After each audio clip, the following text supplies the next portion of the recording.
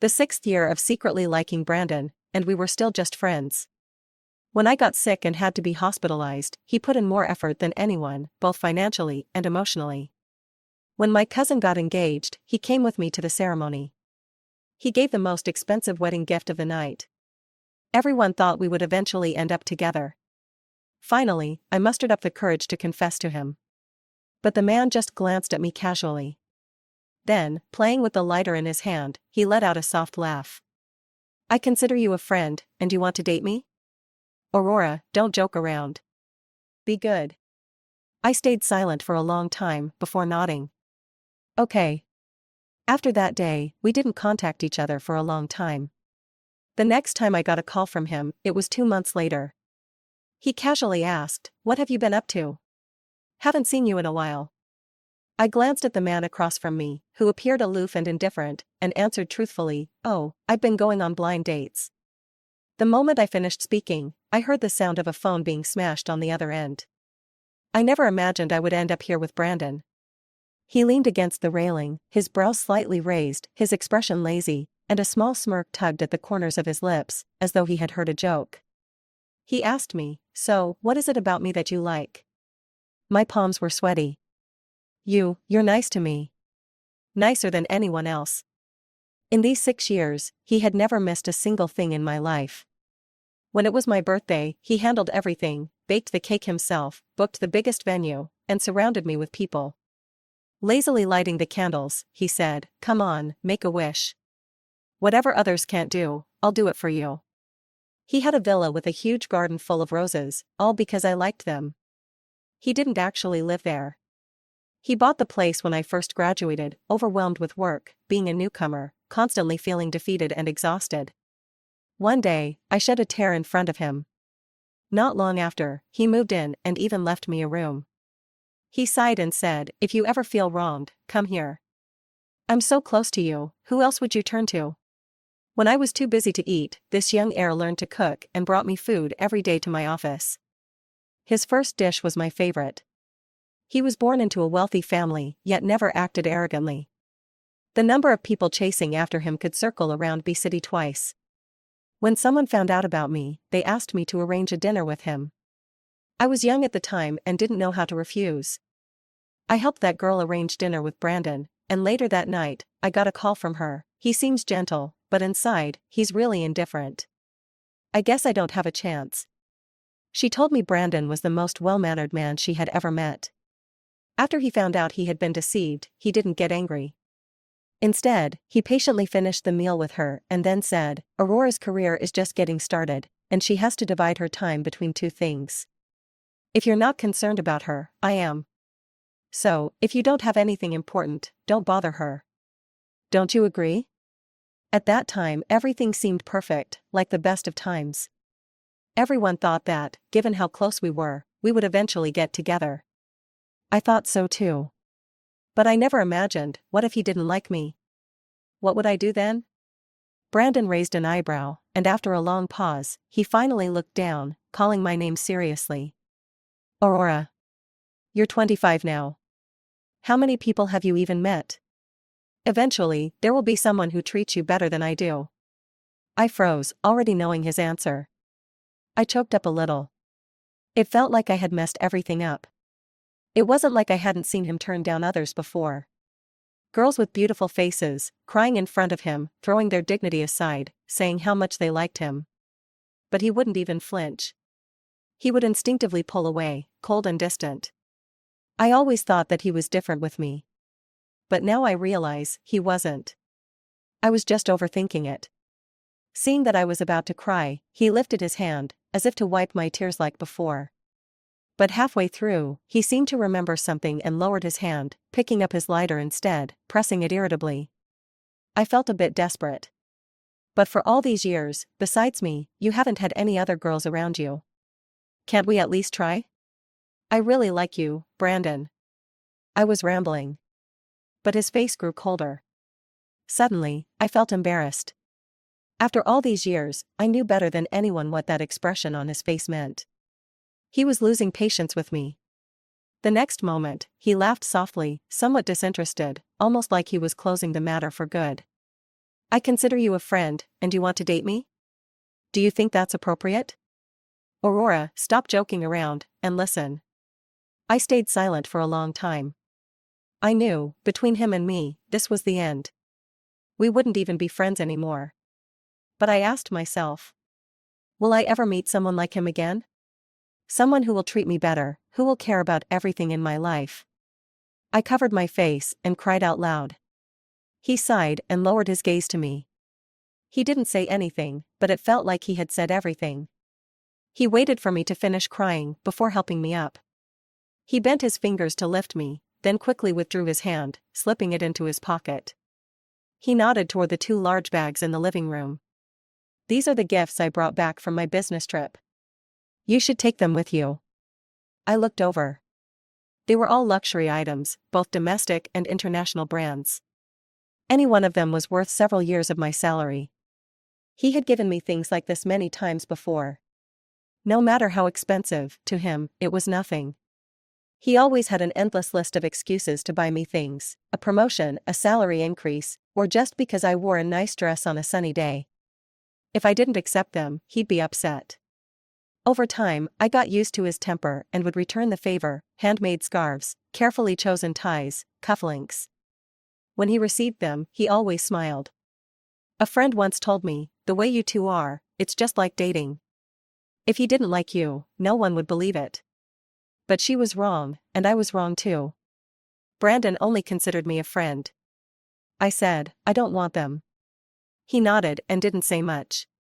Before leaving, I glanced back at him. He was sitting quietly on the couch, his expression unclear, holding a cigarette between his fingers. He seemed somewhat melancholic. I thought about the past and suddenly stopped in my tracks.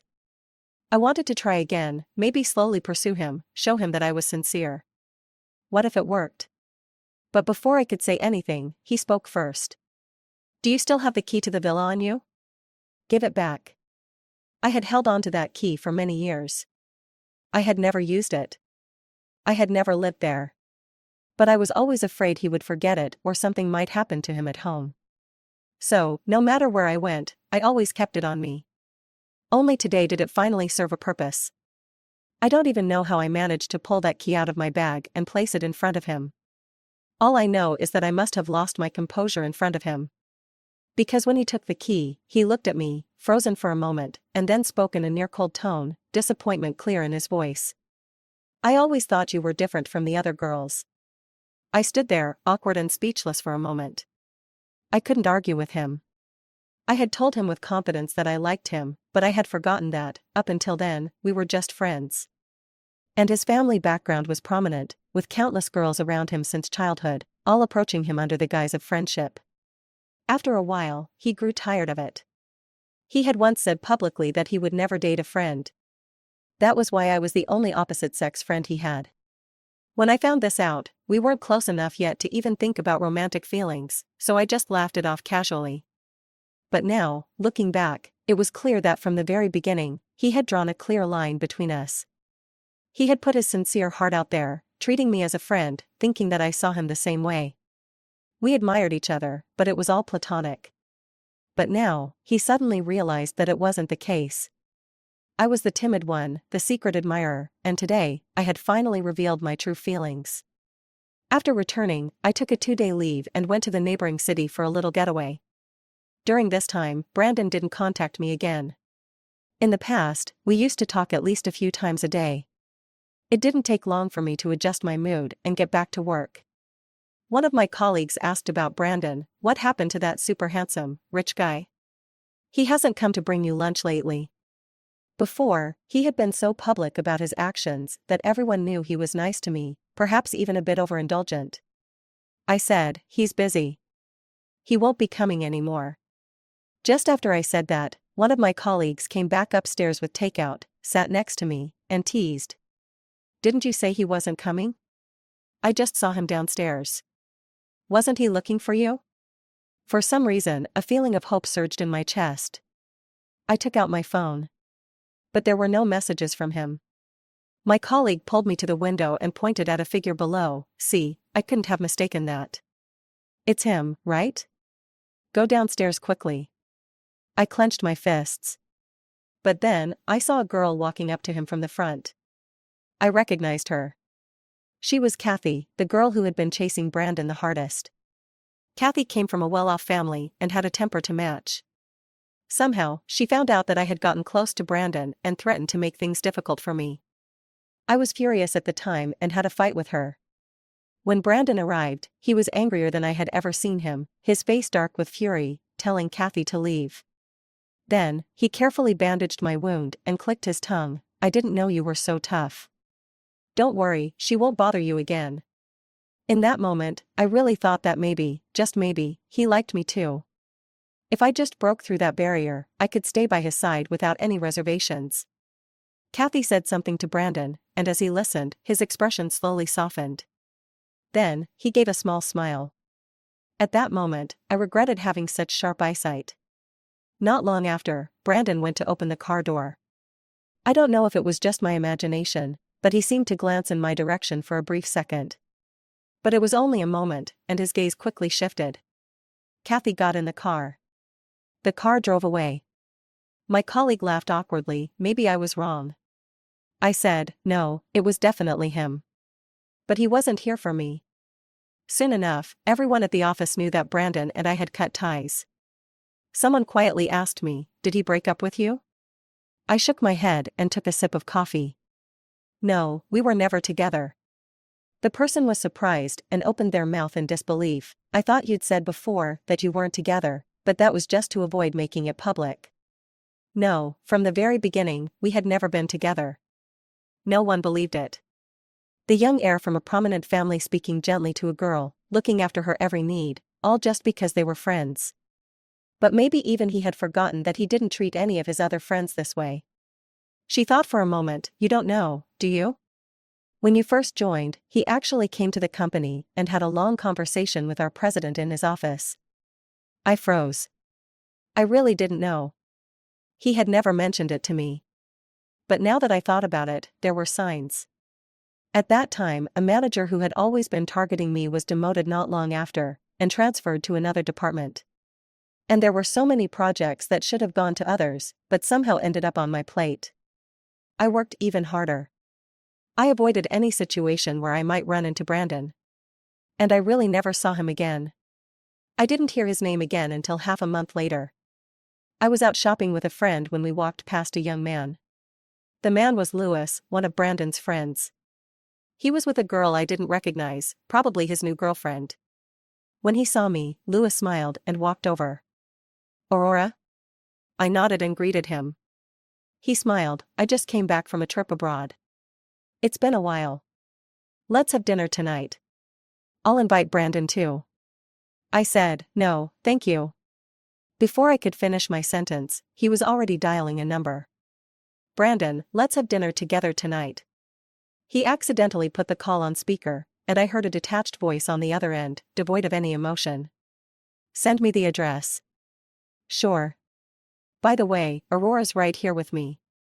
I've already told her. You can bring her along tonight." There was a long silence before Brandon spoke again, his voice a little hoarse, tinged with fatigue. "I have a meeting tonight. You guys go ahead." He hung up before Lewis had a chance to respond. Lewis stared at his phone, unsure what to do. After a long while, he awkwardly turned to me. "Since Brandon can't make it, maybe we'll have dinner another time?" He wasn't a fool.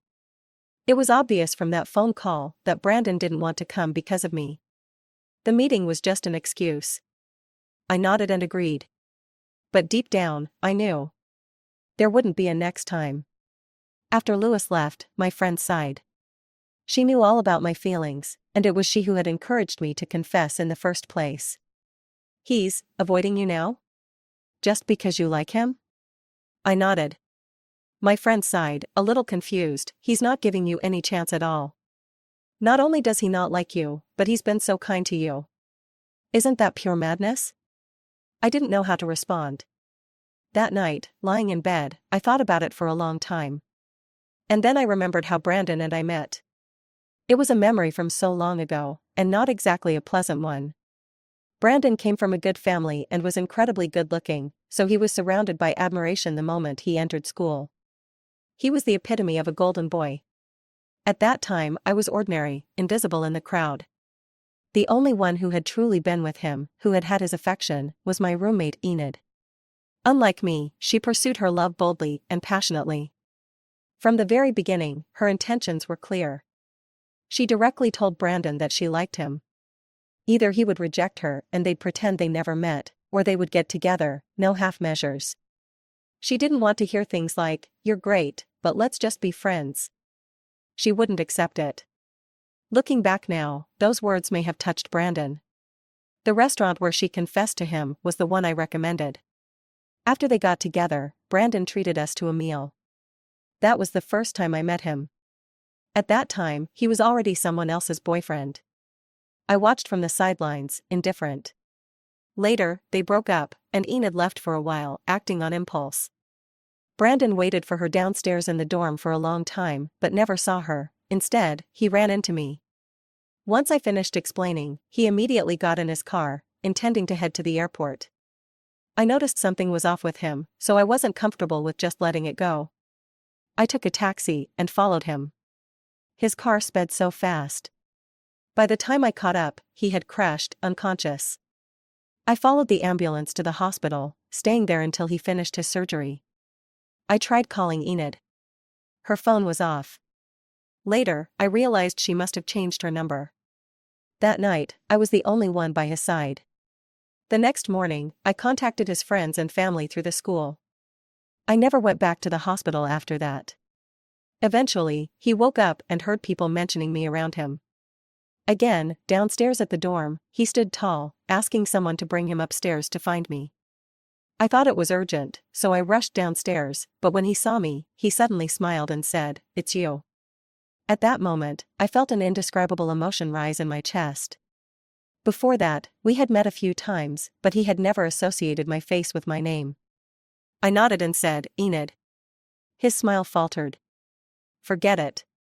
He meant, he was done with Enid. I froze for a moment, but didn't ask further.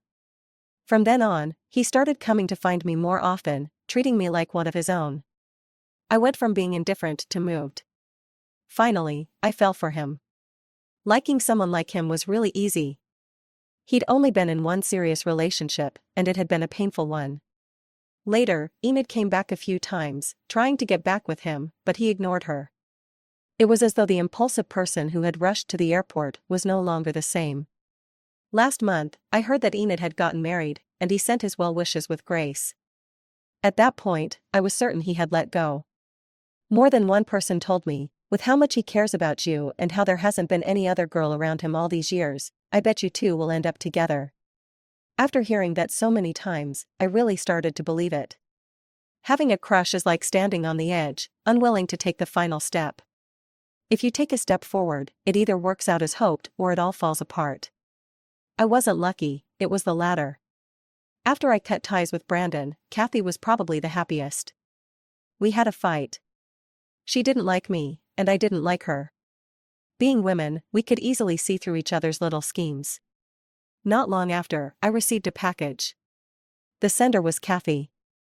But the return address was Brandon's villa. I opened it, and inside were the items he had given me that I had refused that day. I thought for a moment and decided to put them away. I felt a little sad. Brandon had clearly disliked Kathy as much as I did before.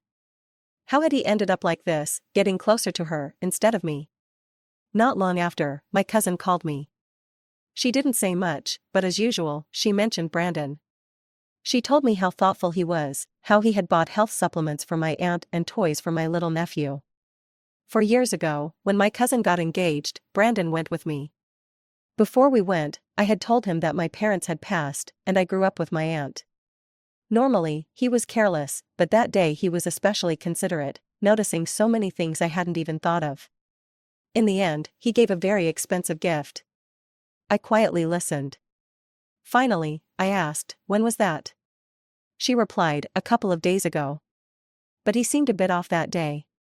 He was acting strange. I asked him why you weren't with him, and he wouldn't answer. I took a deep breath. What was that supposed to mean? If he had decided to distance himself from me, why was he doing all these things secretly? Did he realize that the more he acted like this, the harder it would be for me to ever forget him? This couldn't be what he wanted. I said, if he comes again, don't let him in. I'm not in contact with him anymore. I confessed to him, and he rejected me. My cousin was taken aback, then tried to comfort me for a long time. Soon after, she and my aunt discussed setting me up with a few potential matches. It was too much for me. But it had almost become an obsession for my aunt. She had always thought Brandon and I would end up together, so she wasn't in a hurry. Now that she knew it wasn't happening, she developed a mouthful of canker sores within just a few days. I had no choice but to meet two of the matchmakers.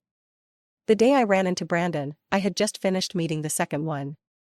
As I walked out of the private room, I happened to bump into Brandon and his friends. He was wearing a white shirt and black pants, his face expressionless. After more than a month apart, his demeanor had become much colder. When he saw me, he instinctively stepped forward. Then, as if remembering something, he stopped in his tracks and looked away. It was as though he hadn't seen me. But his friends had already noticed me. They seemed unaware of the situation between Brandon and me. They invited me to join them for dinner. Lewis glanced at Brandon and tried to dissuade them. It's fine, Aurora just came out of the private room, she's probably already eaten. You guys don't need to insist. Just as he finished, someone's phone rang. They picked up, said a couple of words, and hung up. Then they told Brandon, Kathy's asking where we are, she said she's coming. Their tone was completely natural, as if this happened all the time. But I remembered, in the past, no one would ever have helped deliver messages for another girl. As I was thinking this, I heard Brandon's voice. Give it to her. Then, as if remembering something, he finally looked at me and said, his voice tight, stay, join us for a meal. I paused for a moment, then nodded. Okay. I was the last to enter. Only 2 seats were left in the private room. One next to Brandon. The other, far from him. I knew that seat was saved for me. For all these years, there was always one seat left for me by Brandon's side. Everyone was used to it. I looked at Brandon, and he was looking at me, his gaze calm, without a hint of emotion. As though it didn't matter. But when I sat down, I noticed his hand, resting by his side, trembled slightly. Someone asked, why aren't you sitting next to Brandon? I thought for a moment and gave a casual excuse. I hadn't been mindful before. Now, he had already rejected me. I needed to understand my place. That wasn't the seat for me. Before long, Kathy walked in and sat next to Brandon. I watched without making a sound. I had eaten quite a bit earlier, so I wasn't hungry. Brandon didn't seem to have much of an appetite either. He must not have eaten before coming. So it was my presence that made him lose his appetite. Sitting beside Brandon, Kathy was uncharacteristically sweet. The two of them exchanged a few words from time to time. I watched for a moment before silently averting my gaze. At the end, Kathy shot me a provocative glance. Then, as she brushed past me, she suddenly whispered in my ear, I heard you've been living under someone else's roof since you were little. No wonder you're so unlikable, always clinging to Brandon like that. My body stiffened instantly, and I locked eyes with her. This was something I'd only ever told Brandon. Before Kathy could say more, I shoved her away. At that moment, I was surprisingly calm. Still want to fight? Bring it on. But Kathy suddenly fell silent, stepping back 2 paces. Last time, she'd been thoroughly defeated under my hand. I looked toward Brandon. Brandon. Come over. We need to talk. The truth is, this whole thing hadn't stirred me at all anymore. It didn't hurt me. But just then, in that split second, something clicked. He froze, turning around, still unaware of what had just happened. Kathy tried to follow. I glared at her. I'm talking to him. You'd better stay out of this. Brandon didn't make any move to defend her. Lewis understood, stepping forward to pull Kathy toward his car. Once everyone had left, I turned back to Brandon. We locked eyes for a moment. He pursed his lips and spoke first. What do you want to say? I stared directly into his eyes. You like Kathy, don't you? That's why you've been putting up with her being around you. Brandon furrowed his brow, then sneered. Does it matter? At least she didn't pretend to be my friend, lying to me for 6 years. His words were sharp. It felt like he was just venting. I suddenly felt so tired. His actions were all saying, "Look, Aurora, you were wrong. You made a huge mistake. You ruined the person I used to be in his heart." I said, "So what? Haven't I already distanced myself from you? What more do you want me to do?" He fell silent for a moment, then, with a hint of frustration, pressed his lips together. "You liking me, it's wrong. We were fine before, weren't we?" "Yeah, I want things to go back to how they were," I said, pausing for a moment before adding, "This shouldn't be hard for you, right?" I suddenly felt drained. Loving someone might just be a fleeting moment. But letting go of someone? That's not something so simple.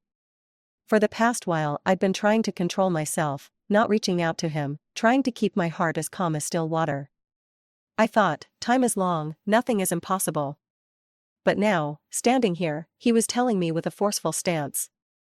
He wanted to cut things off cleanly. He wasn't adjusting well to a life without me around. But he couldn't give me the love I wanted. So, his request was simple. Forget about him. Only then could he continue to be my friend with a clear conscience. Was that fair to me? I stared at him, and all the unwillingness I had completely vanished. "Fine, listen to me. Whatever your feelings for Kathy are, whether you're truly interested in her, or whether she just happens to show up at this point and you want to use her to make me give up, that's your business. I won't ask another question. As you wished, I won't like you anymore. The same reason as before, you've treated me well, you've considered me a friend. So, I'll agree to go back to the way things were. We'll be true friends, with clear boundaries." A cool breeze swept by, rustling my skirt. His brows relaxed, as if he'd finally solved some major problem, and his whole demeanor lightened. He gave a small smile, as though amused. But for some reason, there was a hint of confusion in his eyes. Some things, he hadn't grasped at the time. And no matter how many times he thought back on it later, he could never get that moment back. From that day on, Kathy never appeared in front of me again. A strange balance settled between Brandon and me. He didn't make any moves to contact me. But his friends took turns inviting me out. Meals, hiking, skiing. All kinds of excuses. I turned them all down. The reason? I was busy. Which was true, I was away on a business trip, not even in B City. By the time I got back, it was already 4 p.m. I was so exhausted I took a quick shower and went to bed. When I woke up, I got a call from my cousin. She had arranged a date for me. Same old place. The other person was on their way. I didn't have time to refuse, so I quickly tidied up and headed out. When I arrived, I realized my cousin had really put some thought into this one. He was pretty handsome, with a bit of a Brandon vibe. We chatted for a bit, but then he had to step out to take a call. I sat there, lost in thought, when I suddenly remembered something and quickly checked my phone. It was Brandon's birthday today. I'd completely forgotten. There had been so much going on lately, and I hadn't prepared a gift for him. I opened WeChat. In the past half hour, he'd sent me a few messages. It had been over 2 months since he last messaged me. Question mark. Did you forget something? Haven't we made up? Why aren't you answering my calls? I paused for a moment, about to return his call. But just then, Brandon's call came through. His tone was a bit heavy, though it seemed like he was pretending not to care, as he asked, "What have you been busy with lately?" He meant, why was I always too busy to meet up whenever someone tried to arrange something for me? Even today, such an important day, I wasn't answering his calls. After a pause, he spoke again. "It's been a while since we saw each other." For some reason, his voice sounded a little hurt. I was about to answer when the person I was meeting walked in, their voice cold and distant. "Sorry, there was a bit of a thing." Under the lights, as I looked at his face, I couldn't help but feel that this guy's features were a little similar to someone else's. In the past, anything related to Brandon would have made me lose my focus. But now, the slight resemblance just made me shake my head nonchalantly. "It's fine." I instinctively texted Brandon, "I'm on a blind date." Then, after a pause, I was about to ask where he was celebrating his birthday. But suddenly, his breathing on the other end of the line grew heavy. Before I could speak, there was a burst of static followed by the sound of something crashing into a wall. I held the phone in my hand, stunned. The person on the other side asked, "What's going on?" "If you have something urgent, you can leave," I said, curling my fingers. I still hadn't figured out what was happening. Had I said something wrong? Brandon rarely got angry. Why had he thrown his phone? Or had I misunderstood? Maybe the phone just slipped out of his hand. I nodded and said sorry, then left the restaurant. Not long after, I got a call from work. There was an emergency. I had to go right away. I stood at the fork in the road, about to send Brandon a message to explain. I typed 2 words, but then deleted them. I told myself, forget it, what's there to explain? If I explained too much, he'd think I still had feelings for him. In the end, I called Lewis. "I won't be going. Can you wish Brandon a happy birthday for me?" Lewis hesitated for a moment, like he wanted to say something. But in the end, he just nodded. Got it. In a daze, I thought I heard a familiar voice on the other side. Cold, with a hint of self-mockery, "Don't bother her anymore." If this had happened before, knowing I'd nearly missed Brandon's birthday, I would have rushed over without a second thought. But maybe Brandon didn't need me to be like that. What he needed was just a friend. It wasn't until much later that I found out. That day, Brandon had been looking forward to it since early morning. Everyone thought that for his birthday, I would never miss it. He personally checked everything for the party again and again, arranged my favorite roses, and even used the perfume I loved most. He had so much he wanted to say to me. After all, we hadn't had a proper conversation in a long time. He waited from morning until evening, and by the time the dinner was supposed to start, most of the time had passed, but his phone still didn't ring. Someone, seeing how lost he looked, joked. "Brandon, do you like Aurora? We've all noticed that you're not exactly indifferent to her." Brandon, almost absent-minded, repeated what was said. "Me? Not indifferent to her? I like her?" The person nodded. "Yeah, it's pretty obvious." Brandon sat there for a long while, before finally opening the chat window he checked every day. After some hesitation, he started typing. He wanted to say something. At that moment, he must have wanted to say something. But the words he typed were disappointingly ordinary. Then came the phone call, catching him completely off guard. It was the first time he'd ever been so frustrated. But he didn't even know who he was angry with. In the next moment, he smashed his phone. It seemed he forgot. He rejected me, and I would always end up with someone else. No one would just stay in one place waiting for someone. The next day, I contacted Brandon first. He picked up quickly, but didn't speak right away. I didn't bring up the previous day, I just said, "I've already sent you the gift. It should be arriving soon." He paused for a moment, his voice unexpectedly hoarse. "I finally got through to you. Don't you want to say happy birthday to me in person?" I said, "Happy birthday." He laughed a little, but didn't hang up, as if making small talk. He asked, "Did you make it yourself?" I was stunned. I didn't expect him to ask that. "Does it matter whether I made it?" "No," I said. Looking back now, those gifts I gave in the past were actually a little too intimate for friends. This time, what I gave was very proper. He fell silent again. After a long while, I heard the sound of a lighter from his side. He took a drag from his cigarette, his voice muffled, almost nervous. "How did the blind date go last night?" I remembered that face. I couldn't help feeling a little guilty. "It went pretty well." I wasn't sure if he heard clearly, but he choked on the smoke. Suddenly, he coughed. I glanced at the time. "I have something to do in a bit, so I'll cut this short." He responded hoarsely, "Okay." After that day, we still kept in touch like usual. But most of the time, it was him reaching out first. That day, he sent me a message. "I'm making cookies. I forgot a few steps, can you come over and teach me?" I don't know when it started. Our conversations became about, "Can you, would you, is it okay?" It felt so unfamiliar, almost disorienting. My thoughts were interrupted, and I forgot to reply to the message. When I got home, I finally remembered when I saw him standing at the door. He glanced at his phone and then looked up at me, his expression a bit weary. "You should have finished work an hour ago. Why are you only getting back now?" I froze for a moment. I had spontaneously made plans to eat with a friend. I didn't expect Brandon to be waiting here. I was about to answer when he raised an eyebrow and asked, "Did you go meet your blind date?" I opened my mouth and then simply nodded. "Yeah." He didn't laugh, just stared at me. After a while, he spoke, calling my name with a serious tone, "Aurora." I looked at him in confusion, but just then, a phone call came in. I had to answer it. It was the blind date from that day. He asked if I was free to go see a movie together. I didn't expect there to be a second chance after I had left early last time. Before I could say anything, Brandon had already walked up behind me and asked, "Your blind date?" I sighed internally. How insecure was he to care about my dating progress? I thought for a moment and then answered the person on the phone. "Sure."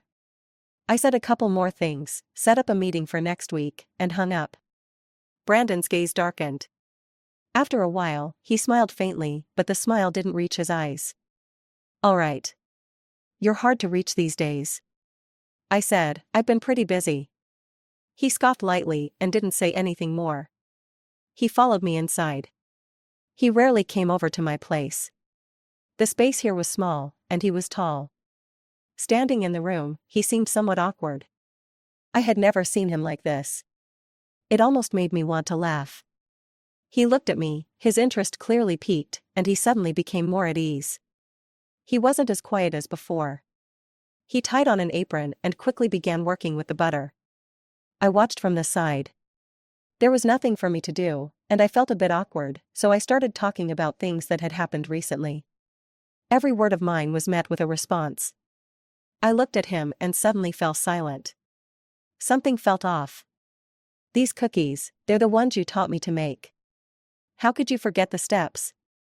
Besides, he hadn't even asked me what the next step should be. The room fell silent in an instant. I heard something almost fall over. His voice was hoarse, I just remembered. Slowly, Brandon and I finally returned to our usual way of interacting. But I wasn't sure if it was just my imagination. He didn't seem happy. A couple of days later, one of his friends had a baby's full-month celebration, and I went with him. Afterward, a few of us gathered for a meal. I hadn't planned on going. But Brandon grabbed my wrist and said, "If you're not with me and I get drunk, I won't be able to get back." The night was dark. His tone was pitiful. He looked at me, his eyes full of unspoken words. I thought for a moment and agreed. After all, this would be the last time. He had been so kind to me in the past, so it wasn't a big deal to take care of him a little. Just helping a friend. Half a month ago, I had been notified that I would be transferred to a city for work. At least 6 months. I was leaving tomorrow. After a few drinks, the atmosphere got lively, and someone suggested playing Truth or Dare. Soon, it was Brandon's turn.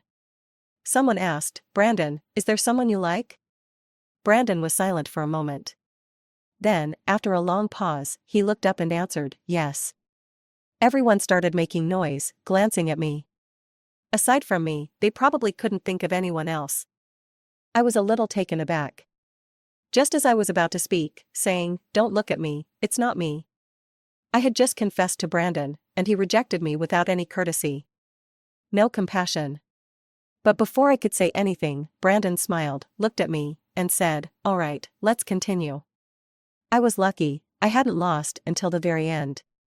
Right before it finished, I finally lost once. The person to ask the question was Brandon. He held his cards, and everyone around was looking at us with knowing glances. He asked me, "What will you choose?" I thought for a moment. "Dare." His eyebrows lifted slightly, his lips pressing together as if he was a little nervous. "Message your blind date. Tell him you can't go to the movie tomorrow because you have something else." Our gazes met. I didn't move. Brandon raised his eyes, his expression more commanding, and slowly spoke, "Is it hard?" I said, "Yes, it's hard." Actually, that night, I did tell the guy the truth. I declined the movie invitation. But I didn't need to tell Brandon about it. We were just friends, there was no need to talk about these things. Saying too much might cross a line. I picked up my drink and downed it in one go. Continue. In the second half of the game, Brandon kept drinking, his face dark and frightening. It was pretty late by the time we were done. Brandon had really drunk too much. I took him back home. When we reached the villa's gate, I asked him for the keys. He patted himself down, looked at me with the corners of his eyes reddened, and said, "I didn't bring them." I froze. What were we going to do now? He seemed clear-headed enough, though. "We can go to your place." My place wasn't far from here. Looking at it now, this seemed like the only viable option. I took him back to my house. He staggered beside me, constantly glancing at me. His gaze was direct. Suddenly, he asked me in a soft voice, "Aurora, I forgot to ask you before, when did you start liking me?" I didn't hesitate much. 6 years. I've liked you for 6 years. Over this time, this topic had almost become a taboo between us. Now, though, I guessed it was because he was drunk that he had finally asked. He pressed his lips together and fell silent. His whole body tensed up. Back at the house, I made him a bowl of warm sake soup. He sat on the couch, holding the bowl, took a big sip, his collar slightly askew, and looked at me. "It's good." I couldn't help but laugh. "What's so good about this stuff?" Once he finished, I squatted down, gently coaxing him, and took the bowl from his hands. Just then, the lights suddenly went out.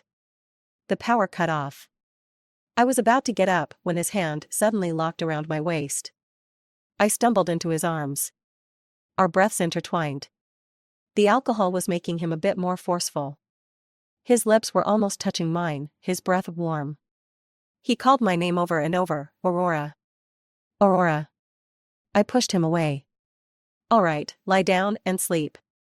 It's almost morning." I had an early flight. I hadn't finished packing. I didn't have time to waste here with him. After a while, the lights came back on. Brandon didn't look well. He struggled, trying to adjust his clothes. I bent down, wanting to help him change into something more comfortable. Before, whenever he was drunk, I would always take care of him like this. But that thought quickly faded. It didn't feel right. I turned to head to the bedroom. But then, he suddenly grabbed my wrist. He gripped me tightly, his breathing more labored, and was muttering something. I couldn't quite catch it. But I vaguely heard words like regret and like. Moonlight streamed in, casting its glow on him. Suddenly, I thought, oh, this is the man I've secretly liked for 6 years. When I left, Brandon was still asleep. I called Lewis, "Brandon's at my place. Can you come get him?" Lewis reflexively asked, "What about you?" I glanced at the suitcase beside me. "I'm going to City A. I won't be back for a while." He was silent for a moment. "Does he know?